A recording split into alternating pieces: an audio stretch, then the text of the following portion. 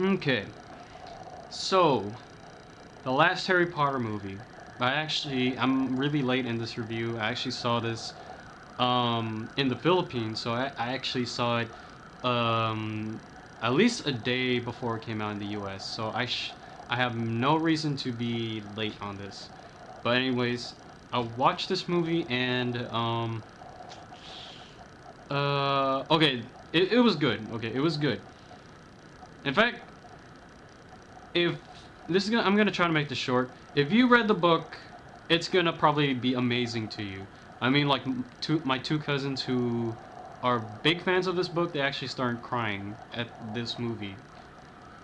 And you know what? It was a good movie. All right. If you read the book, it's a good movie. If you didn't really read the book, I I believe you would like this. I mean, like, sure, the movie feels like it feels like some parts need to be explained to you if you haven't read the book. I mean, I read the book and there were some parts in the movie that that I know are gonna be a little weird to people who haven't read the books. Like the whole scene where they're revealing um, how Snape was a double agent. That scene feels like you really need to know who Snape is, like his whole like character story arc throughout the whole series. Like if you just watch this movie without reading the books or even watching the movies, it's gonna come up as like you might not care about the character as much as you would if you had known him prior. But that issue is kind of small in this movie. I mean, like, it does an okay job in it. Okay, not an okay job. It does a good job actually in making sure that it's an enjoyable movie. Like, um, yeah, it does a good job trying to make sure it's a good movie. If that makes sense. I don't know. But anyways, not much to talk about. Like I said, if you like the books, you're gonna like this movie. I mean, like, Um, it's actually a good adaptation. Like I noticed a few changes. They they changed the part where um they changed the part where Ron and Hermione kiss for the first time, and they also like skipped through most of the final battle, which is a disappointment. Like there was also a lot of sub battles in the final battle that should have been that would have been amazing to see in the movie, but it didn't really make it. So, but it's still epic. It's still grand. And actually, for an ending to the series, like usually endings to the series are not that impressive. This was actually a good ending to the series. Like, um, I didn't really feel empty at the end of this.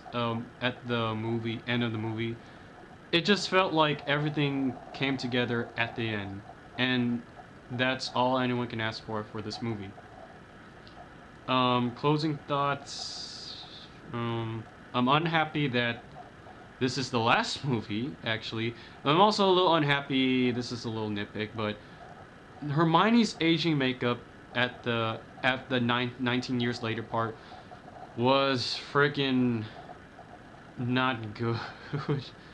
I mean, her Harry looked old. Ginny looked old. Ron looked old. Hermione did not look old. Like she looked as if they put on like some stuff to make her look old, but she still it's imagine like you see a 17-year-old. She's not 17, but imagine someone not aging that long. I mean, like I think a lot of people could ignore that, but I don't know. I'm the kind of person who notices these kinds of things, and yeah, it she didn't look old, but my complaint is a nitpick. I mean, like, it's not a big problem in the movie. I mean, there's not a lot of big problems in this movie. Like maybe you can argue that some of the comic relief bits should not have been in the movie, but oh, and you can also complain that hmm, that since this movie is the continuation of the last movie, um, I mean, it kind of feels weird because it doesn't really feel complete. But it's to me, it's not a bad movie. I mean, like, go ahead and comment your thoughts on on the last Harry Potter movie. But in my opinion, it was not a bad movie.